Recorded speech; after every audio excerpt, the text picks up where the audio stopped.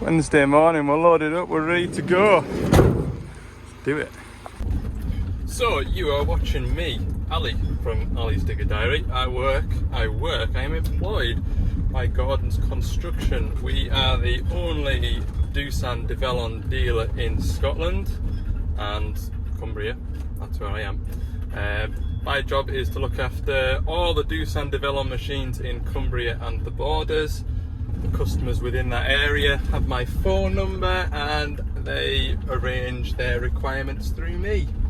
So it is me that organises my days out. It is me that goes and fixes and services things, and it is me that ends up working late. Nobody really tells me where to go or what to do, it's all me. Occasionally I'll get a HQ job, which is Castle Douglas, and I'll do a bit of work for them if they've got a machine in my area, or vice versa. If I need help, if I'm snowed under with work, which I am at the minute, I'll get them to help out. So with that being said, first job of the day today, just arriving on site now. I've got a DL420-3, it's an old lass, getting a 500-hour service, and then there's a DL350-5, it's got a leaky joystick, so I'm going to change that out. And then for the rest of the day, I have got another job to go to. Whether I'll show you what's going on there, I'm not sure, because I've got a full day's work tomorrow, and there's plenty more interesting content that I'll get out tomorrow. So, hey, we'll just see what we get up to, shall we? I should know last like 420-3, it's done 9,500 hours. It's getting a 500-hour service today, which is pretty much just a engine service. There's a transmission light on the dash though, so we'll have a quick look at that. Good lord! TM warning, look. Press the escape button. Service menu on these is pressing those two down for a period of time. And scroll down to failure information. Current failure.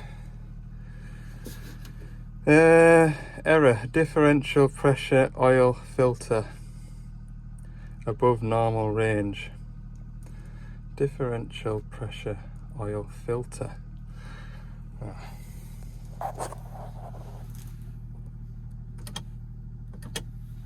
Sounds like it wants some transmission filters, which I don't have. Oh well, we'll pop back in with them. That's annoying, like. Never mind. Not unless they've got some. They do have bits and pieces here. If they have bits and pieces, then I will grab a filter if they've got one, or two I need. I was also told to fetch one of these pipes that comes through here. And I was thinking, oh no, I don't want to have to replace that pipe. That looks a big messy pipe to change. But apparently it's had two aftermarket pipes on. And the aftermarket pipes don't seem to last very long. So we have a genuine pipe here. For the next time it fails. Gotta put this in their parts container for them. Right, engine oil. Fill that drum up first and then set the second one draining, and then we'll get that engine oil filter there changed out. Just had a look and a nosy over. There's a bit of an oil leak coming from the centrifugal spinner. I think it looks worse than it is. Pretty sure it's either that or it's the sump gasket, isn't it? That's the first thing I've spotted. Oh yeah, that hub's leaking.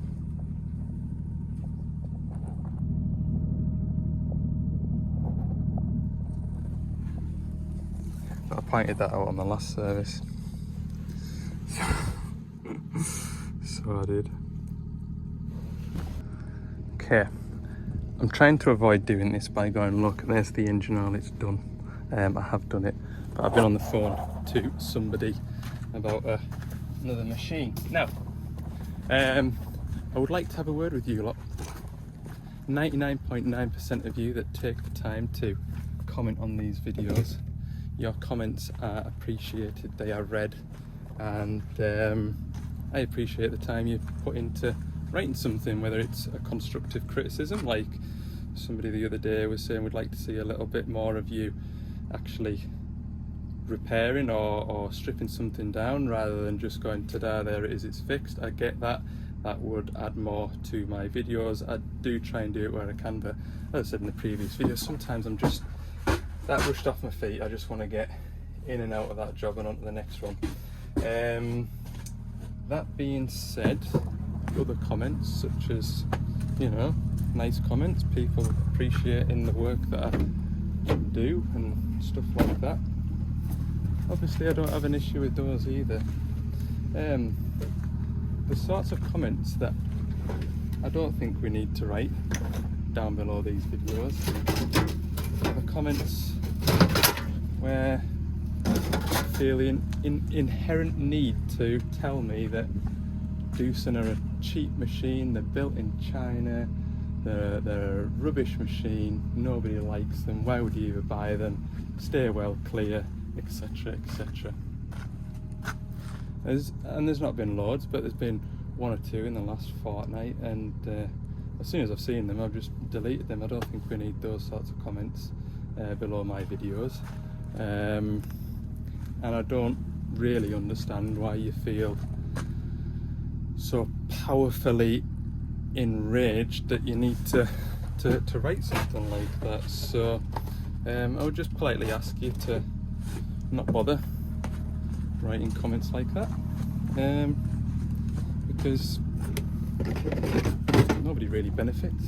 At the end of the day, I'm showing you a day in the life of what I get up to. I work on these machines day in, day out.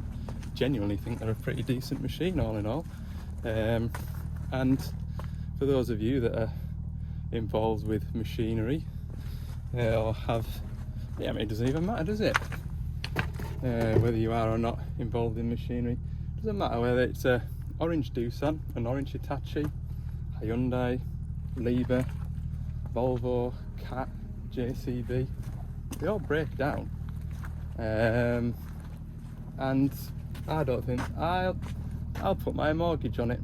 I'll bet there isn't a machine on the market that doesn't have Chinese parts in it somewhere, whether it's a machine controller, whether it's a plumbing indicator stalk, whether it's a flipping oil seal. I'm not trying to show how unreliable these machines are. They are. I don't really think they are. I mean, 9,500 hours on this show, it hasn't had a major parts failure to the best of my knowledge. It still turns the key and goes and does a job. I'm just trying to show how, well, at the end of the day, I'm representing Gordon's service department, aren't I? Service is key. We want to keep these machines going in a timely manner, and I think 99.9% of the time I show that. So yeah, anyway, I'm sure you, like I say, 99.9% of you lot watching this video will completely understand. Right, fuel filters. I want that. I want that. Ooh, I get to use my Nipex ones, look.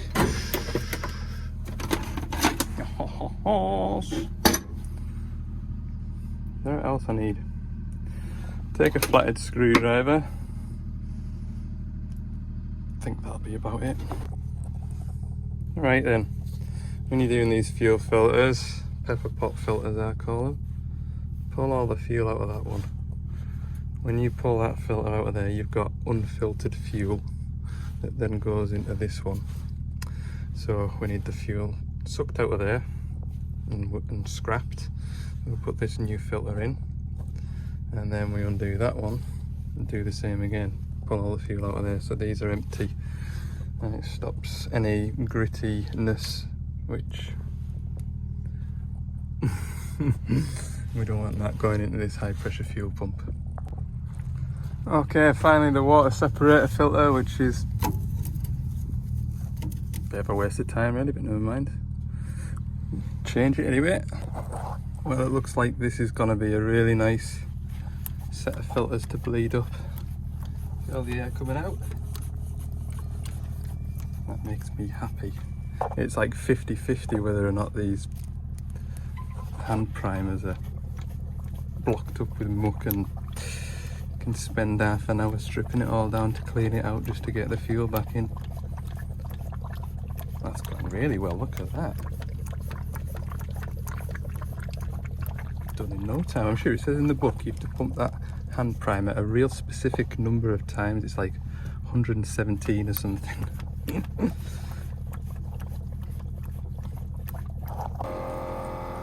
And we're off. Engine oil going in.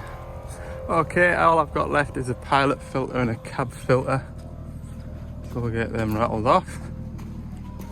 Cab filter, pilot filter somewhere in there. Yeah. Take that cover off. Alright, I'm just done with the pilot filter, and there's a decent bit of oil down in here. And I think it's coming from this pipe here. See that one there? One of them horrible transmission pipes, but I don't think that one's too bad. It seems to loop from the centre. There. There. We'll get a price for one of them. Anyway, this will make a good mess.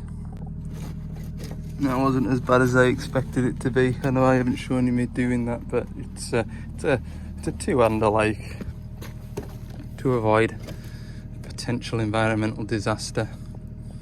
What am I doing? I'll put that in there. Let that drain out. Put this in the bin. Nearly finished now, aren't we? Yes. Not finished here though, I've got a joystick valve to fit yet. On the to-do list. Right. I think I'll put you down now. Pick you back up. This phone today, honestly. Does anybody want a mobile phone? Oh, the warranty man. Other checks that we do when we're servicing people. That spline is junk. I'm not sure about that bearing in the centre actually. Let's see if we can have a look under here. Okay, I've had a cup of coffee while I've waited for this 350 to come up and join us. We're going to put a new joystick valve on it for two reasons. One, it's blowing the fuse for the return to dig, and that is the magnets that hold the joystick back. The other reason is it is leaking. So, came to this a while ago now. But they're not a bad job. They aren't. I've just turned the ignition on there to wobble the joystick to get all the pressure out the pilot pipes. And then I did that and I was like, ooh. I will check my parts before I strip it all down. Don't waste time. That's a good idea out. Right, we have got the third service lever there, good. Thought I better check because the later machines have the third lever and a proportional valve on here. So therefore you don't get the hydraulic version. Right, unscrew all this. My battery's running low, so perhaps what I'll do is I'll charge this phone up a bit while I strip all this down, and we'll get a look. Want to get it opened up.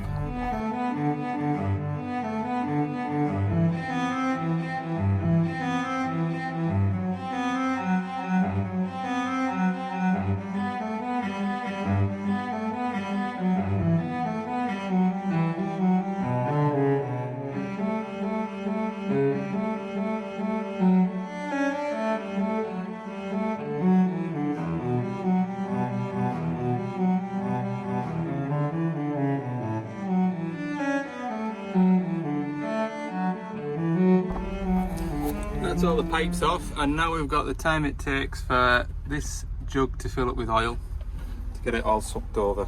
Now, I like to play a little game of roulette, so I do. Right, Allen key in there. 4 Allen bolts to take out, that'll all slide out and we'll swap it over. There we go, new one going in. Get that wire in there.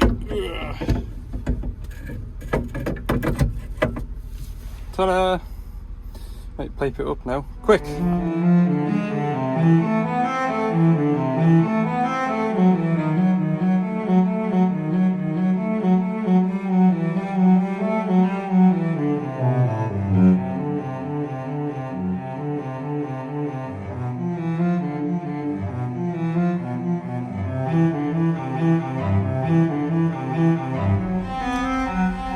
Well, we're all back together. I should probably try it before I put all these panels back on, so we'll just do that. Double check that I've plumbed it in right. It looks right, I think. That we'll find out in a minute. If that joystick goes rock solid, then we know there's something wrong. Right then, loader arm up, loader arm up, bucket tip, bucket tip, bucket curl, loader arm down, loader arm down, toe tip, bucket tip, toe tip, bucket shut. Pipes are right. Right, that's all done. The only thing that isn't working on the joystick is the bucket level and return to dig. And that is that magic eye over there. So we're coming back here for a drive shaft, magic eye, a couple of transmission pipes, and before we leave, notice when it came in it had an oil leak, so I found the pipe. It ain't gonna be fun. I'll move this. Can you tell I'm getting hungry? It's 2 o'clock, I haven't had my lunch yet. I will have it once I've sorted this oil leak. Okay, so my phone battery died. It was always gonna happen, wasn't it? But I've got hiccups. I'm finished in here now. So, I'll get on to the next job. I'm not sure what I'll show you yet. Right, you lot. It's 3:30. I'm back at the yard a lot earlier than I thought I would be. My phone battery died while I was at that last shovel, so I can't remember even what you saw, but we're all done in there for the time being. Next priority job, while I've got a couple of hours, is this 27 over there. That needs PDI'd. Needs a hitch, needs the buckets fitted, all of the above. So I'm going to crack on with that, especially while it's dry in the yard. I needn't track all the way over to the workshop. I'll keep my salesman happy because he's been desperate for this machine to get done, and I'm telling him I've got breakdowns, and when I haven't got a breakdown I'll jump on it, so here we go. There's nowhere else I can go at 3:30 that isn't going to mean that I'm getting home at stupid o'clock. So we will get on with this.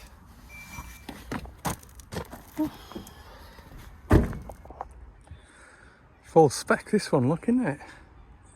That's the air conditioning pack. That is an optional extra. Right, Kubota engine in these 27Ks. Engine oil's fine. Hydraulic oil's fine, and it isn't even stretched out, so that's a good start. That's one less job to do. Coolant's okay.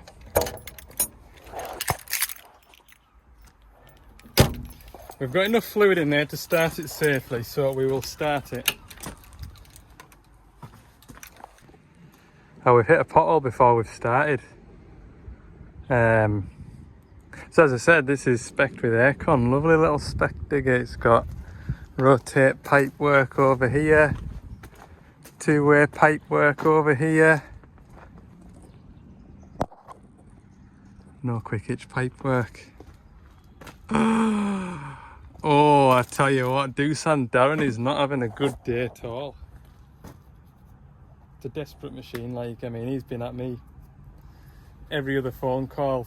When do you think you'll have that 27 ready? When do you think you'll have that 27 ready? And I phoned him. I says, good news, I've made a start on your 27. Bad news, it hasn't got quick hitch pipe work on it. Ooh. So I'm just waiting to see now whether there's like I say, it's unusual spec. I say it unusual because it's got air conditioning on, which the fella's obviously paid for. He's also obviously paid for quick hitch pipe work, ready to plumb in and go. So we're a rock and a hard place. We have got one more of these in stock with air conditioning.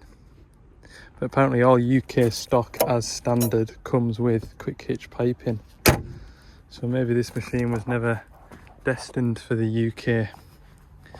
And we put the order in and it just went, oh yeah, that ticks most of the boxes, we'll just send them that. So, play the old waiting game now. There's no point running green beacon wiring into this if it's going back into stock. Tell you where it can go on a wagon up to a different depot, because I can't be bothered piping it up for quick hitch, like I can't.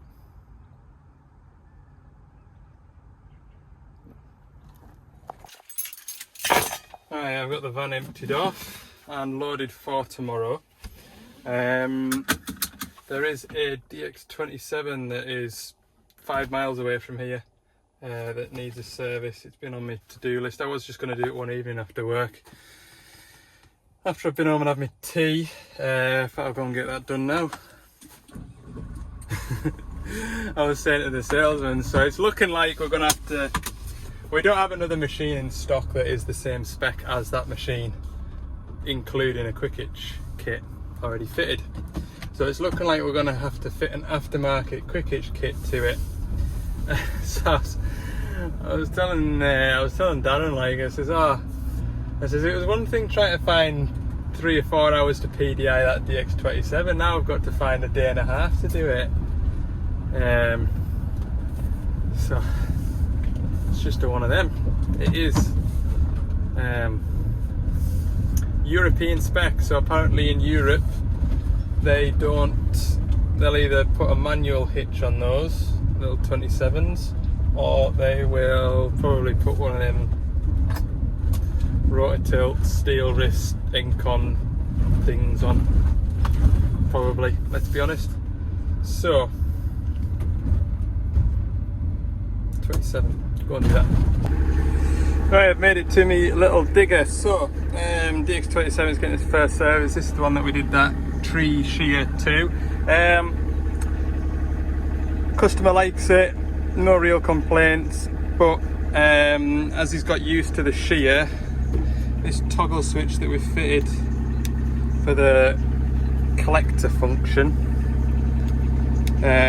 he'd prefer a push button. So we're going to sacrifice the horn button and make it work through the horn button. So while this machine's warming up, I'm just going to quickly swap some wires about in here. Should be dead simple, should be. Okay, so I'm pretty sure it is this one here, number 1 and number 2, which join together when we flick the switch up the way, which we are wanting to do just by pressing that button there.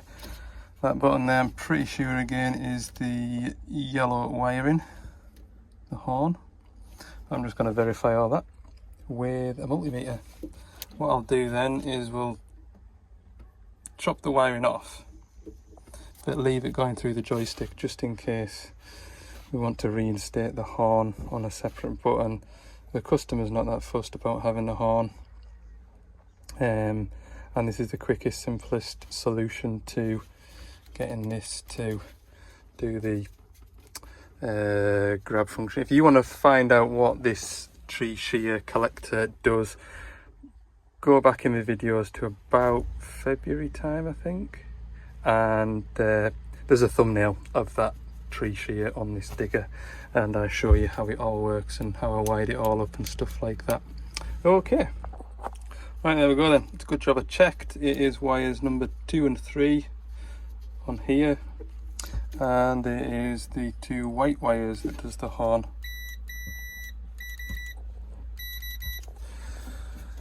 That's pretty simple. I made it dead easy down here. I've got a Deutsch plug, 4-pin Deutsch plug. So all I need to do is pull those pins out of there, put 2 new pins in from the white wires. Dead simple. Okay, there we go. It's all done. We've got a 2-pin Deutsch plug now, which joins the horn button to the relay down there, which then powers up a solenoid in there, which does the sequencing. So hopefully that'll feel more natural for the operator. This was fine while I was kind of getting going, but now he's got the hang of it, he wants to go quicker, so just tapping the button should make it quicker. I've got a second-hand joystick. I think the thumb wheel was knackered in this, so I've kept hold of it.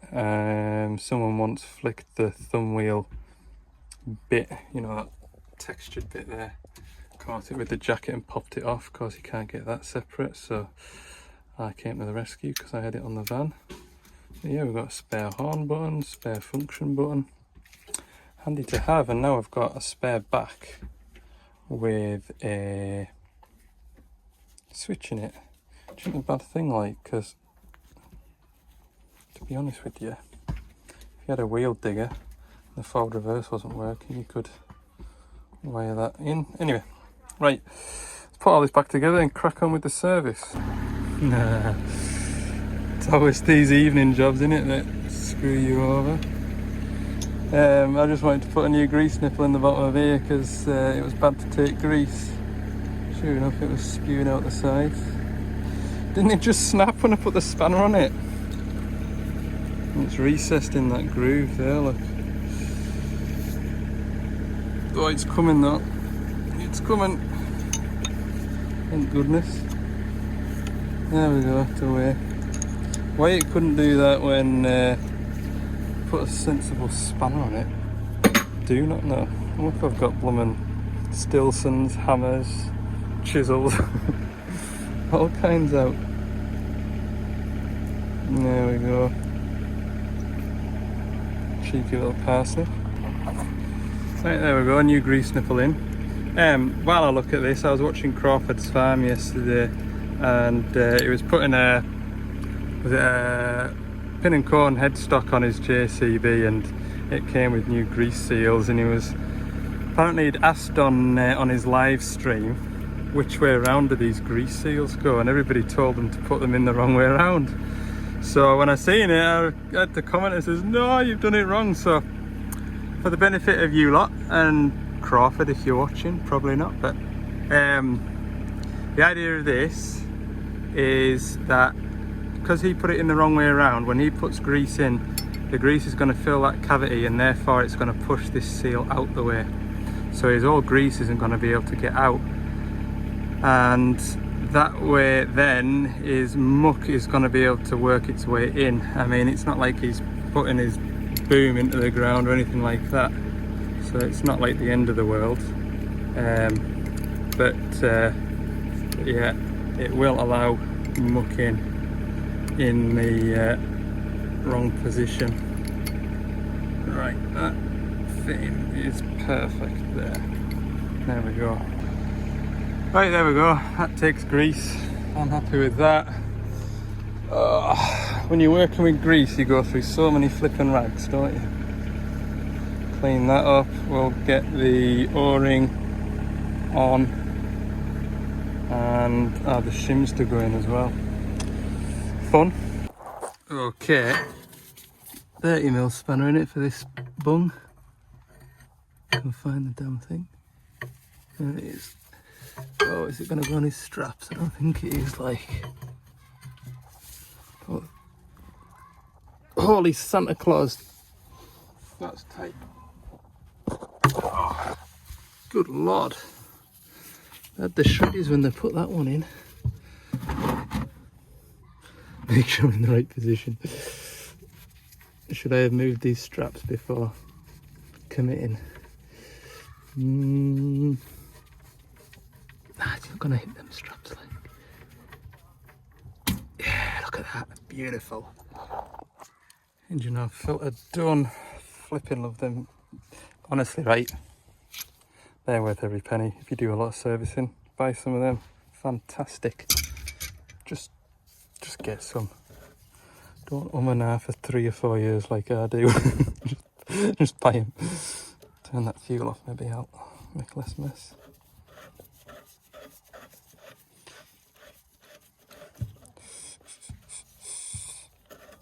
Hopefully that rag will catch the worst of it.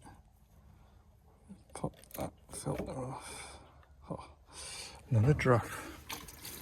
Tip it all out. Bowl's nice and clean. Get the new filter in. See that skill there, look. Skills. Right, this fuel filter's just a stripping clean. There's a little bit of sediment on there, but most of it's in the bottom of this bowl. So we'll pour that out. Yuck. I'll go and get my airline and give that a whiz. Right. Bang on the mark. Belt tension. Good. So hydraulic return filter. Bleed up the fuel. Well, I'll put that in there. I'll put that in there. Bleed up the fuel and we're done ski. Goes to show you, doesn't it? I was here at 5 o'clock. It's just after 6 now. And still not finished yet. Whereas that last time I did one of these, did we do it in 40 minutes, 45 minutes, something like that? Just goes to show you, no two services are the same. There we go. Done. Service complete. I just need to start and run it and make sure nothing's leaking that I've changed. Whoa. See, when you're working with grease, you get it everywhere. Not on purpose, like. Right. Hopefully that fuel will filter through. Ah, lovely. Marvellous. Isn't it just marvellous? Right. Is it going to kindle? Yay. Go and check my engine oil filter. Isn't leaking. All good. See you in 250 hours. Got this lid back up. Right, there we go then. Another productive day. It's 20 to 7. Between you and me, doing work like that, I don't really mind it when it's after hours. I've got all my breakdowns done, or repairs done that I wanted to do today. So that's good. Yeah, because those load and shovel jobs were 3 weeks ago. That sort of ball started rolling like. So that's good.